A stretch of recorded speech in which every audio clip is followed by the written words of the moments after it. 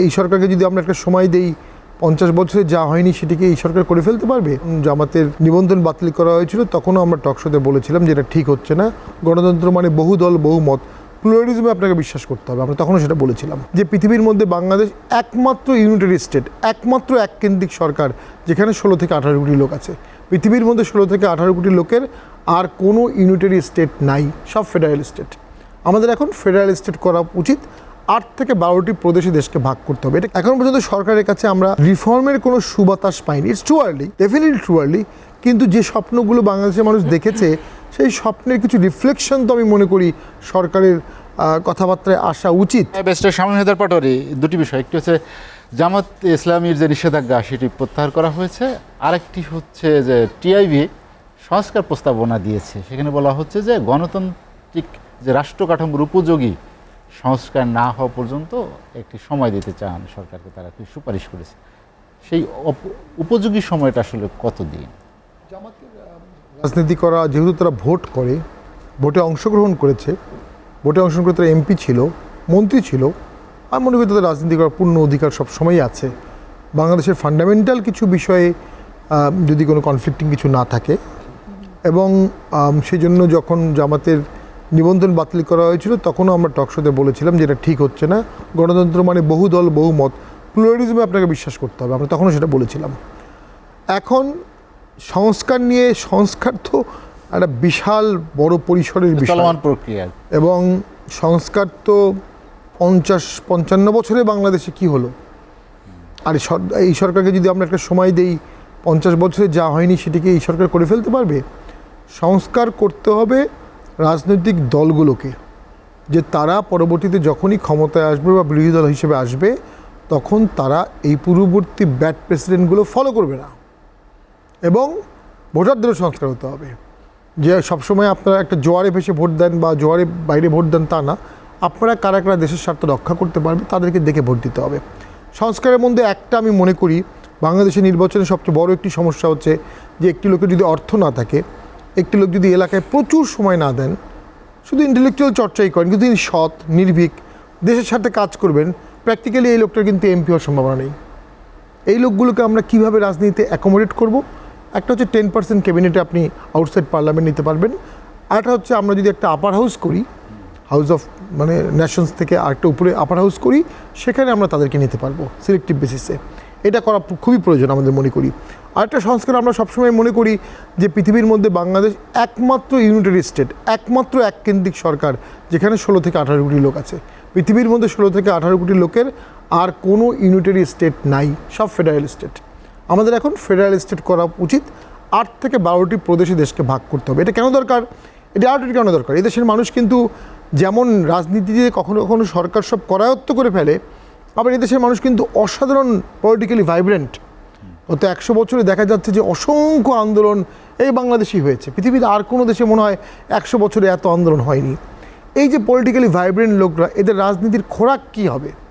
আমরা যদি প্রাদেশিক সরকার করি, 12টি বা 8টি প্রদেশ করি, এবং সেখানে যদি 2-3 হাজার প্রভিন্সিয়াল এমপি থাকে, 600-700 সেন্ট্রাল এমপি থাকে, তখন তাদের একটা রাজনীতির খোরাক হবে এবং সরকারের ইফিসিয়েন্সিও বাড়বে। বাংলাদেশের মেইন প্রবলেম হচ্ছে ইট ইজ টু সেন্ট্রালাইজড হওয়ার কারণে কোনো কোনো জেলার সমস্যাও ঢাকা থেকে সমাধান করতে হয়, যে কারণে সমস্যাগুলোর সমাধান হয়নি। ডিসেন্ট্রালাইজ করার জন্য এরশাদ উপজেলা করেছিলেন সম্পূর্ণভাবে, এবং জেলা করেছিলেন। বাই দ্য ওয়ে, এরশাদের আগে তো মাত্র 13টা মহকুমা ছিল। এরশাদ 1 মিনিটের মধ্যেই 64টা জেলা এবং আর কিছুদিন পরেই প্রায় 500 বা 490টি উপজেলা করে ফেলেছিলেন। সেই উপজেলার ভবনগুলি কিন্তু এখনও আছে। সেই উপজেলা যে রাস্তা হলো, পদগুলো সৃষ্টি হলো, এলজিডি অফিসার, এলজিডি ইঞ্জিনিয়ার, উপজেলার স্বাস্থ্য কমপ্লেক্স, উপজেলা সমবায় অফিসার, উপজেলার শিশু নারী কর্মকর্তা, সব কিন্তু এরশাদের সময় থেকেই শুরু হয়েছে। তাহলে সেই জিনিসটি আমরা ডিসেন্ট্রালাইজ করতে পেরেছিলাম, এখন সেটা আমরা পারিনি। এরকম একটি এজেন্ডা সরকারের কাছে আমরা প্রয়োজন। নাও 20 থেকে 25 দিন হয়ে গেছে, এখন পর্যন্ত সরকারের কাছে আমরা রিফর্মের কোনো সুবাতাস পাইনি। It's too early, definitely too early. কিন্তু যে স্বপ্নগুলো বাংলাদেশের মানুষ দেখেছে সেই স্বপ্নের কিছু রিফ্লেকশন তো আমি মনে করি সরকারের কথাবার্তায় আসা উচিত। বিচার বিভাগে 1000 বিচারক নিয়োগ দিতে হবে, 100 বিচারপতি নিয়োগ দিতে হবে। এটা একদম ক্রাইং নিড। দেশে একটা ল ইউনিভার্সিটি করতে হবে, দেশে একটা ফরেন্সিক ব্যালিস্টিক ইউনিভার্সিটি করতে হবে, এগুলো তো খুব বেশি কঠিন কাজ না। মাইগ্রেশন সেক্টর, যেটা বাংলাদেশের লাইফ লাইন, যেটা ডক্টর ইউনূস স্যার বলেছেন যে প্রবাসীরা আপনারা বৈধ পথে টাকা পাঠান, এবং এইটা ছাড়া কিন্তু আমাদের অর্থনীতির উত্তরণের আর কোনো সুযোগ নাই।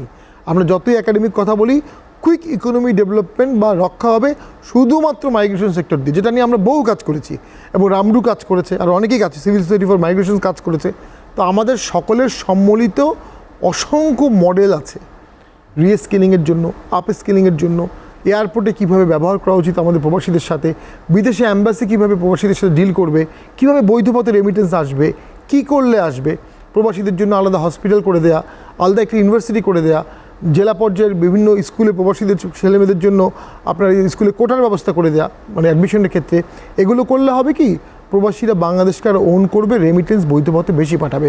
আর বলেছি কি, প্রিভিলেজ কার্ড করে দেয়া, যেসব প্রবাসীরা বিদেশে থেকে এনআরবি বা বিদেশে থাকেন, তারা 4 বছরে যদি প্রতি মাসে একটা সার্টেন অ্যামাউন্ট করে পাঠান, বা টোটাল এত অ্যামাউন্ট বৈধভাবে পাঠান, তাদেরকে আপনি একটা কার্ড দিয়ে দিবেন।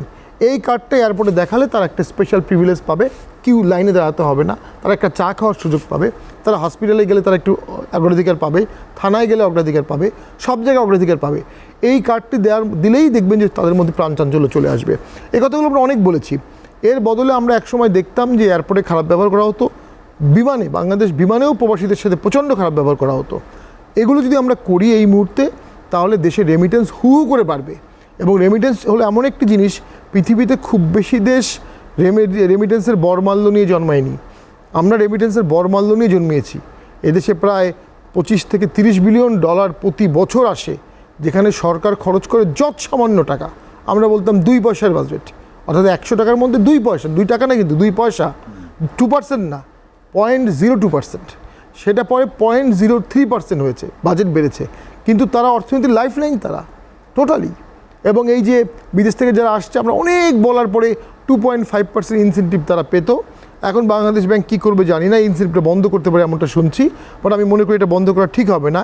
এটা এই অর্থনীতির ভিত্তিতে অনেক কথা বলা যেতে পারে, কিন্তু এটা একটা প্রাণচাঞ্চল্যের সৃষ্টি করেছে যে বাংলাদেশ সরকার প্রবাসীদের ইনসেন্টিভ দিচ্ছে। নাও এই কাজগুলো যদি করা হয়, স্বল্প সময়ের মধ্যেই আমাদের প্রবাসীরা অনেক টাকা পাঠাবে। আর কি করা উচিত, যত স্কুল আছে, যত কলেজ আছে, যত পলিটেকনিক আছে, যত টিটিসি আছে, সবগুলোর সিলেবাসকে নিয়ে কি করলে ইউরোপ, আমেরিকা এইসব জায়গায় তারা ড্রাইভার, প্লাম্বার, নার্সিং এইসব কাজ করতে পারবে। যদি ওই কোর্সগুলো আমরা করাতে পারি, আমাদের ছেলেপেলেরা খুব দক্ষভাবে তারা বিদেশে গিয়ে ব্যাপক টাকা আয় করে বাংলাদেশকে সমৃদ্ধ করতে পারে। ফিলিপাইন তো রেমিটেন্স দিয়েই হয়েছে, শ্রীলঙ্কার অনেক রেমিটেন্স এখনও যাচ্ছে। আরেকটা কী করতে হবে, ভাষা, যেটা অসংখ্যবার বলেছি যে একটি সেকেন্ড ভাষা আমাদের শিখতেই হবে। যারা সায়েন্স পড়ছে, তাদের জাপানিজ ভাষা যদি শিখে ফেলে, তারা সায়েন্স পড়তে পড়তেই জাপান চাকরি বা স্কলারশিপ পেয়ে যাবে। চাইনিজ ভাষা শিখতে পারে, তারপরে জার্মানি ভাষা শিখতে পারে। এই ভাষা যদি আমরা, অ্যারাবিক ভাষা, যদি আমরা একজন নার্সকে প্রকৃত নার্স বানাতে পারি, আর তাকে অ্যারাবিক ভাষা শেখাতে পারি, আমার ধারণা তার প্রারম্ভিক বেতন হবে 3 লক্ষ টাকা। আমরা পাঠাচ্ছি 30,000 টাকার হাউসমেট, যাদের মধ্যে একটা বড় অংশ সেক্সুয়ালি অ্যাবিউজ হয়, মেন্টালি অ্যাবিউজ হয়, টর্চার হয়, ফিরে আসে, স্বাস্থ্য শেষ করে ফেলে, মেন্টাল হেলথ, ফিজিক্যাল হেলথ নষ্ট করে ফেরত আসে।